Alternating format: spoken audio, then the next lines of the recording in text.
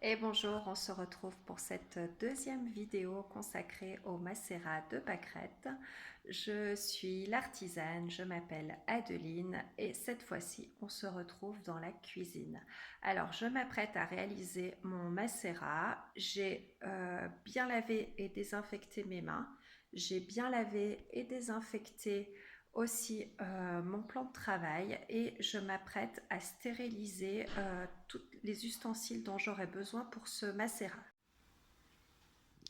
Voilà, donc les pâquerettes maintenant sèchent depuis plusieurs jours. Elles sont bien sèches. On peut voir elles se sont refermées. Elles sont devenues un petit peu cassantes. Et si je casse la tige, voilà, ça, elles se cassent assez nettement. Ça fait un claquement sec. Et comme je vous avais dit, le signe d'un bon séchage, c'est qu'elles ont conservé leur couleur. Il n'y a pas de moisissure. Voilà, on voit le rosé des pétales. J'ai mon huile d'olive que j'utilise dans ma cuisine, que j'ai sortie. J'ai préparé une casserole pour stériliser mon matériel et j'ai mis de l'eau déminéralisée pour qu'il n'y ait pas de traces ni de calcaire ni de minéraux sur ce que je vais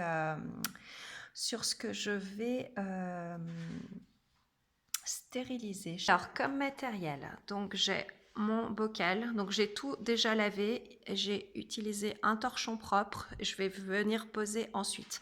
J'ai mon bocal dans lequel je vais faire mon macérat, j'ai la petite entonnoir dans lequel je presserai quand mon macérat sera prêt. J'ai une cuillère et j'ai mes différents flacons pour mettre ma préparation par la suite. L'idéal, c'est d'avoir des flacons de couleur ambrée pour que la conservation se prépare mieux. Et l'idéal de l'idéal, c'est qu'il soit en verre comme celui-là. C'est un flacon Codigoutte. C'est ultra pratique pour récupérer ensuite l'huile. Ou alors un autre flacon en verre également, mais de type roll-on, qui est idéal pour appliquer aussi les huiles. C'est pas mal pour les huiles essentielles, mais là, ça va pouvoir bien servir. Donc moi, cette fois-ci, je fais une toute petite quantité. Donc j'ai prévu un tout petit bocal. Voilà, l'idée c'est d'utiliser de la récup. Ce genre de flacon, tu peux le trouver en pharmacie de plus en plus souvent pour tes propres préparations. Ça, c'est un flacon d'une eau florale que j'ai récupéré. Voilà, donc je vais venir mettre tous mes ustensiles, tout ce que j'utiliserai par la suite, je les mets dans ma casserole et ça va être parti pour 10 minutes de bouillonnement. Voilà, l'eau est pas chaude pour l'instant, hein. Voilà, c'est parti, ça bouillonne bien, donc je laisse tranquillement pendant 10 minutes. Tu te souviens à quoi ça sert de stériliser? Allez, c'est parti pour un petit quiz. Réponds ça pour avoir le plaisir d'avoir de l'eau qui gicle partout sur ta plaque de cuisson. Réponse B, parce qu'on est en période de confinement et qu'on s'ennuie un peu, donc on a envie de rallonger la recette. Ou bien alors réponse C, pour éviter qu'on ait des micro-organismes qui développent dans notre préparation. C'est parti, je te laisse 5 secondes pour répondre. Tic, tac, tic, tac, tic, tac, tic, tac. Eh oui, bravo à toi. La bonne réponse était la réponse C. On stérilise pour éviter d'avoir des micro-organismes qui se développent et avoir une préparation la plus stérile possible. Puis peut-être pendant que tu vois qu'il y en a de partout, puis tout le mal que ça donne, tu te demandes peut-être, mais à quoi bon faire tout ça? Eh bien, j'ai envie de te dire la raison numéro 1, c'est pour savoir ce que tu te mets sur la peau. Regarde ça aujourd'hui. Avec ton produit, tu te mettras sur la peau de l'huile d'olive et des pâquerettes. C'est pas beau ça de maîtriser l'entièreté de ton produit cosmétique? Moi, je trouve ça magnifique. Pas besoin d'un conservateur et si tu n'as pas de vitamine E, pas de panique. L'huile d'olive ou l'huile de tournesol sont deux huiles qui sont relativement stables. Simplement, il faudra que tu sois vigilante quand tu utilises ta préparation et si au nez tu sens qu'elle sent le rancid, tu ne pourras plus l'utiliser. Mais pas de panique. Continue de bouillonner tranquillement. Alors, je vais pas te filmer les 10 minutes, hein, c'est pas nécessaire. On se retrouve juste après. Voilà, ça fait 10 minutes et maintenant l'heure est venue d'aller à la pêche à une seule main. Alors ça, c'est une grande première puisque voilà, je suis en train de filmer en même temps. On continue, donc toutes mes petites affaires ont séché. Au passage, voilà, erreur à ne pas faire, mettre du PET à stériliser. Tu vois que mon flacon qui contenait une eau florale s'est complètement déformé, donc je mettrai mon huile dans un autre contenant et ce sera reparti pour moi pour un deuxième tour de stérilisation. Pour l'instant, j'ai besoin de mon bocal. Donc l'avantage d'avoir utilisé une eau déminéralisée, c'est qu'il n'y a absolument aucun dépôt, ni de calcaire, ni de minéraux. Et ça, c'est un temps précieux. J'ai laissé égoutter sur la grille. Et comme ça, j'ai pas eu besoin d'essuyer avec le torchon. J'ai pu éviter qu'il y ait des petites impuretés qui viennent se mettre à l'intérieur de mon bocal. Donc je prends mon bocal. Voilà, j'ai pris une assiette, j'ai mon huile et j'ai mes pâquerettes. Et l'idée maintenant va être de transférer mes pâquerettes dans mon assiette. Non, c'est de nouveau pas une étape supplémentaire pour le plaisir, tu vas comprendre. On va maintenant chercher à favoriser les échanges entre nos fleurs séchées et notre huile. Donc pour ce faire, je vais passer par une étape où je vais écraser un petit peu, émietter mes fleurs de pâquerettes. Si je fais ça sur mon torchon, ça va tout rester accroché dans les fibres. Donc je fais ça dans mon assiette pour en récupérer le maximum. Voilà, donc l'idée là, ça va être de venir émietter mes fleurs de pâquerettes. C'est assez joli. Voilà, donc j'émiette pour qu'il y ait le maximum de contact qui se fasse entre mon huile. Je rappelle que l'huile, ça va être le solvant. C'est le principe du macérat huileux.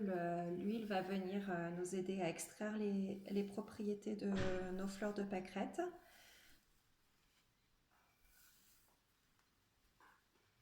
Donc j'émiette ça le plus possible avant de venir les mettre dans mon bocal. Voilà, c'est une étape supplémentaire. Tu pourrais t'en passer, les fleurs sont assez malléables, hein. C'est surtout valable ça quand on veut extraire des principes actifs d'une racine de plante.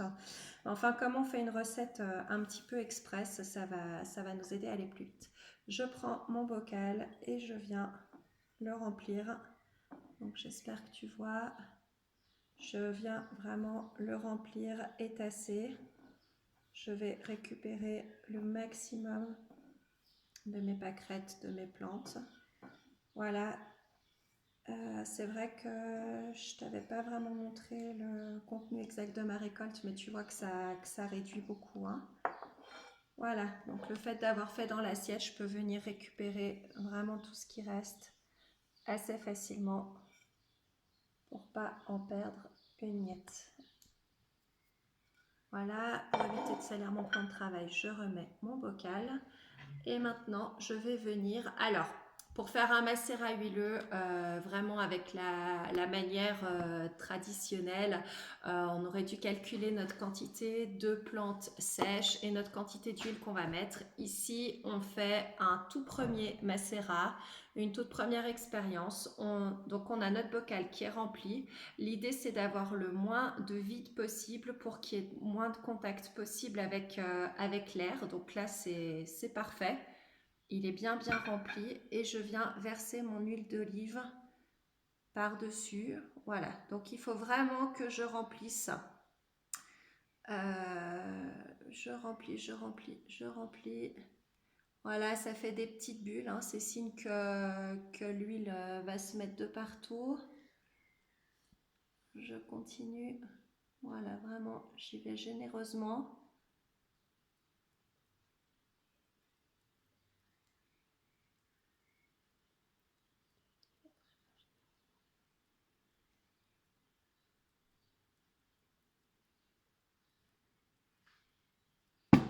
Et je vais prendre ma cuillère pour venir tasser et m'assurer qu'il y a de l'huile partout et qu'il n'y a pas de poche d'air. Le temps que je prenne ma cuillère, je m'aperçois que j'ai pas mis encore suffisamment d'huile. Hein. Tu vois, mes fleurs, elles trempent pas dans l'huile encore. Donc je continue à remettre de l'huile. Vraiment, il faut que les fleurs soient complètement immergées.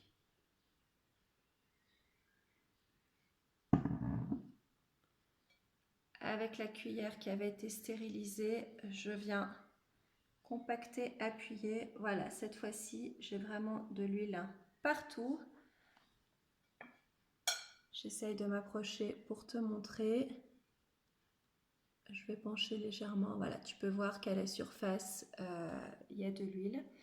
Et je vais venir prendre mon couvercle pour venir fermer. Attention, je ne vais pas fermer hermétiquement.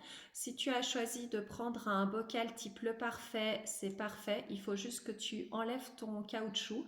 Moi, là, j'ai un bocal avec un bouchon, un couvercle à vis. Je vais simplement le poser dessus, faire un tout petit peu, tourner un tout petit peu, mais je ne vais pas le fermer hermétiquement complètement. Je suis passée par une étape intermédiaire où j'ai vraiment, je me suis assurée qu'il ne restait plus d'eau du tout dans mon couvercle, très important.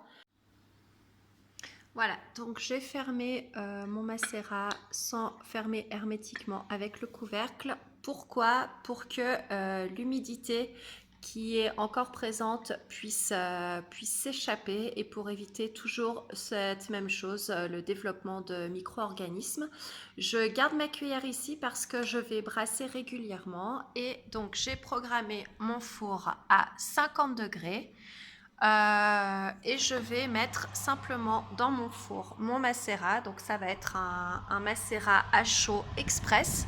Voilà, je le laisse simplement à 50 degrés. Je vais laisser ça pendant 2 à 3 heures. Il existe deux autres manières de faire un macérat. La manière version longue à froid où tu laisses tes plantes dans ton huile à l'ombre, cachées de la lumière. Hein. Donc celui-là par exemple que j'ai préparé en vue de faire un savon, bah, tu peux voir, hein, je l'ai préparé il y a bientôt 1 an, donc voilà, ça ne dérange pas si ça reste dedans. Et il y a une autre technique à chaud qui est au bain-marie. J'ai pas sélectionné cette manière de faire, donc celle-ci, elle est tout à fait valable, mais ça va prendre beaucoup plus de temps. Et j'avais envie que vous puissiez avoir un résultat assez immédiat pour votre tout premier macérat. Et le deuxième, le macérat au bain-marie, on prend le risque qu'on ait de l'eau du bain-marie qui vienne dans notre macérat. C'est un peu plus risqué. Alors qu'en le faisant au four, vraiment, il n'y a aucun risque. 50 degrés, si ton four n'est pas très précis, tu le règles vraiment à 50 degrés, même si ça monte à 60 ou 70 degrés, c'est pas très grave en soi. Tu as certaines appréhensions à utiliser de l'huile directement sur toi, on va en parler tout de suite.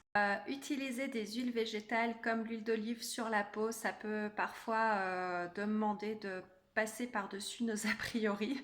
Moi, je sais que la toute première fois que j'ai entendu parler de l'huile d'olive pour le corps, c'était il y a 10 ans et demi en arrière, à la naissance de ma fille aînée, lorsque la sage-femme m'a dit que je pouvais prendre soin de sa peau avec de l'huile d'olive.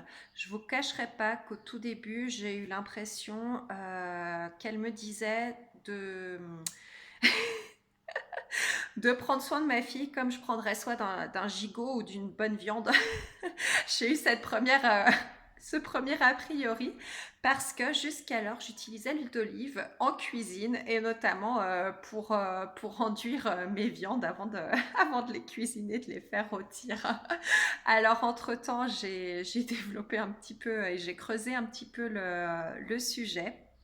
Et j'ai découvert notamment que les huiles végétales étaient très très proches de notre sébum que notre corps produit.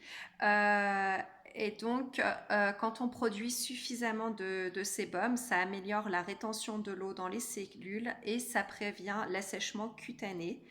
Et donc, les huiles végétales, en ayant une texture et des propriétés assez proches du sébum, ont des propriétés nourrissantes, protectrices et émollientes, c'est-à-dire qu'elles adoucissent calment et assouplissent la couche supérieure de la peau.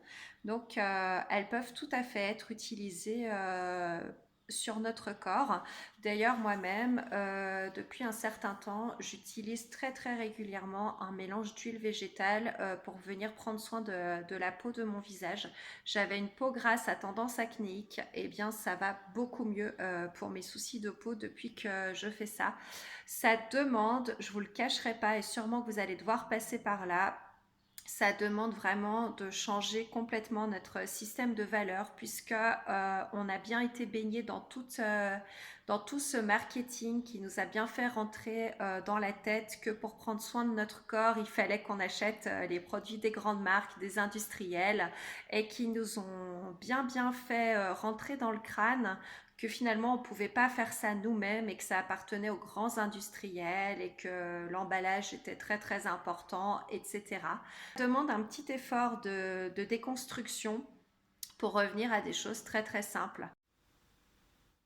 Donc ça fait 2h30 que le macérat est dans le four, je l'ai sorti du four et ça va être maintenant le moment d'utiliser la cuillère et la passoire pour venir filtrer la préparation. Donc j'ai choisi un récipient en verre.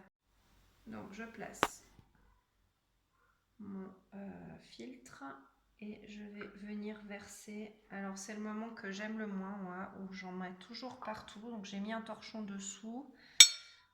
Voilà, donc je viens récupérer l'huile et les pâquerettes. Alors c'est toujours un peu compliqué. Là on va venir extraire au maximum l'huile qui est contenue dans les pâquerettes en pressant bien.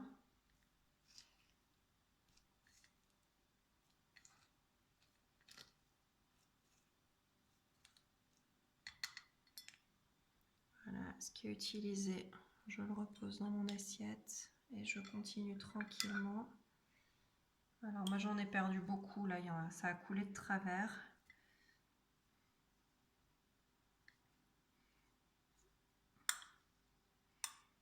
J'ai essayé aussi avec des filtres en papier, les filtres se cassent, à la fin le résultat est toujours les mêmes, soit j'en mets partout, soit il y en a partout. J'arrive pas à faire ça proprement. Et on filtre à nouveau.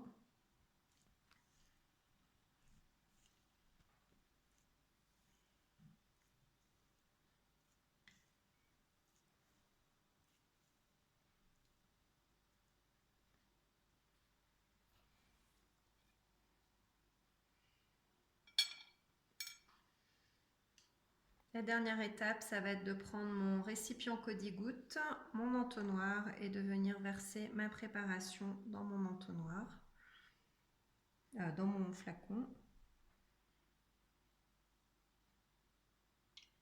Voilà, il en reste un petit peu. Donc ce que je vais faire, moi, c'est que je vais nettoyer à nouveau mon bocal pour mettre le peu qui reste.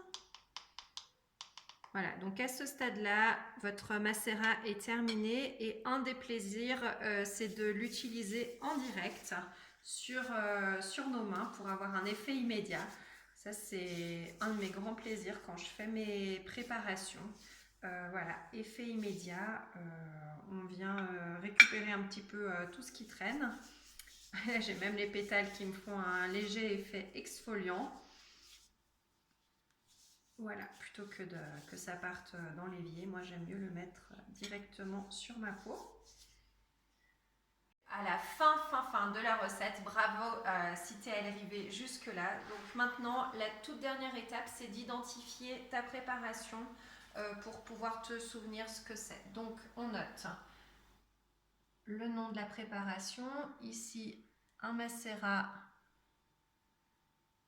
huileux de Baileys Pérennis avec de l'huile d'olive et on note la date. Aujourd'hui nous sommes le 15.